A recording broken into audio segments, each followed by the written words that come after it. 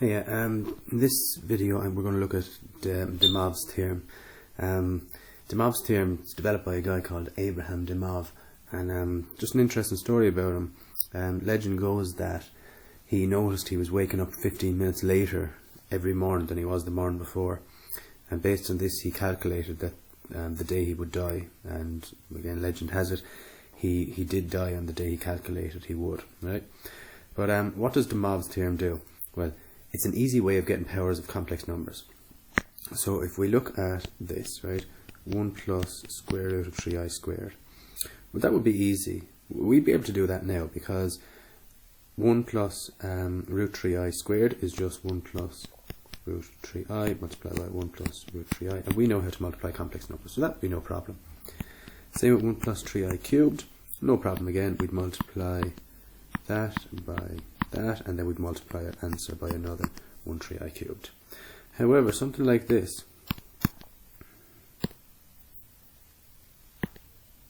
1 plus 3i to the power of 9, I'd have to multiply 1 plus root 3i, multiply by 1 plus root 3i, and then multiply by answer by another one, and so on. There must be an easier way. There is, okay? We'll get to that in a second.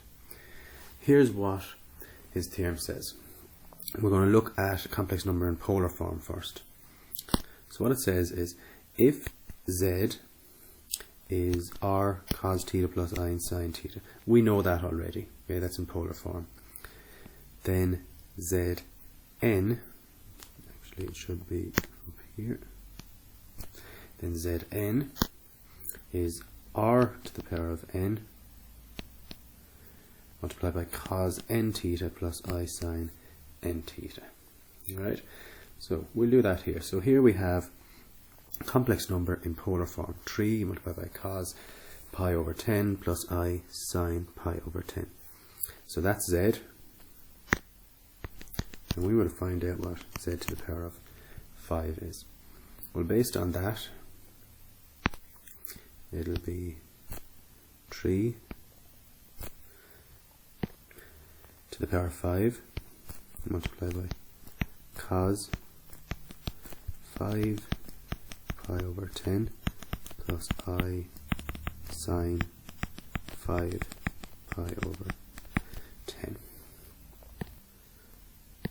So 3 to the power of 5 is 2, 4, 3 by my calculation, multiplied by cos 5 pi over 10 plus I sin 5 pi over 10. So then we have 2, 4, 3, and the cos of 5 pi over 10 is 0, plus, and the sine of 5 pi over 10 is 1. So that will give us, 2, 4, 3 multiplied by 0 is 0 plus 2, 4, 3 I. And we were asked to put it in this form, a plus bi, so therefore we put it in that form, in rectangular form. Okay, right. So here we have, I suppose, the exact question that I was referring to earlier on. We have I plus I to the power of 4. What we could do there is we could multiply 1 plus I, multiply by 1 plus I, multiply by 1 plus I, multiply by 1 plus I, and multiply them all together. Okay, but it's messy. So instead of that, here's what I do. Okay, if we're given it in rectangular form, but there's big enough power here, we're going to change to rectangular form. Alright, so the first thing I'll do in rectangular form is I will get, I'll sketch it first. So 1 plus I is about here. Okay, so we're going to look for that angle, we're going to look for this distance. Remember, this will be 1, and this will be 1. So the radius will be 1 squared plus 1 squared, get the square root of that, and that will be the square root of 2. So the radius is the square root of 2.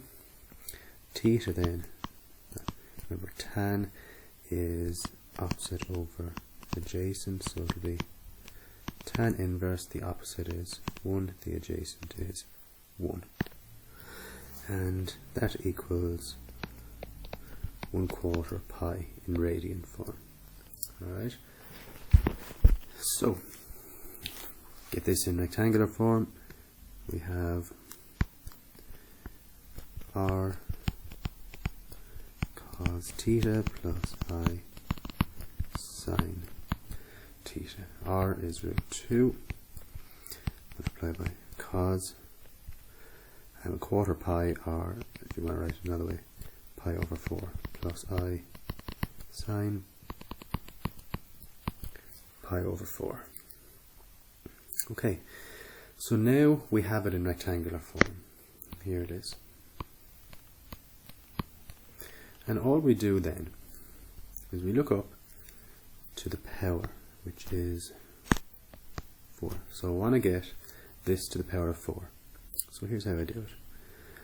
First of all, we will have √2 to the power of 4. Then we have cos. Then we put a 4 times pi over 4 plus I sine 4 times pi over 4. So √2 to the power of 4 is just 4. And then cos pi over 4, which is 4 pi over 4, which is just pi. So if you're confused with that, I'll just show you what I did. So I have 4 multiplied by pi over 4, which equals 4 pi over 4, which equals pi. Okay, so we've cos of pi plus I sine pi.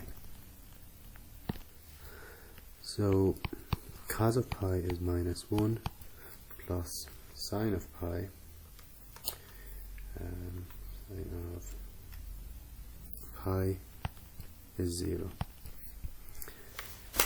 So 4 multiplied by -1 is -4, and 4 multiplied by 0 is 0. Okay, and we were asked to find the value, so the value of it is -4. Okay, so that's what we do. So just a quick recap.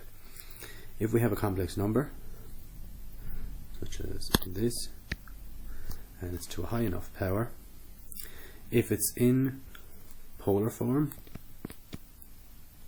that's great. We just use de Moivre's theorem.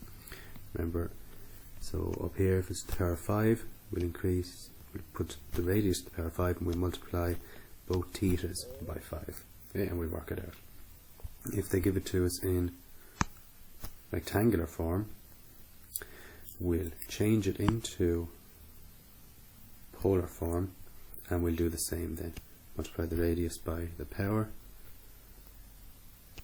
Okay, so then put the radius to that power, and then multiply theta by that power again, and we'll get the value.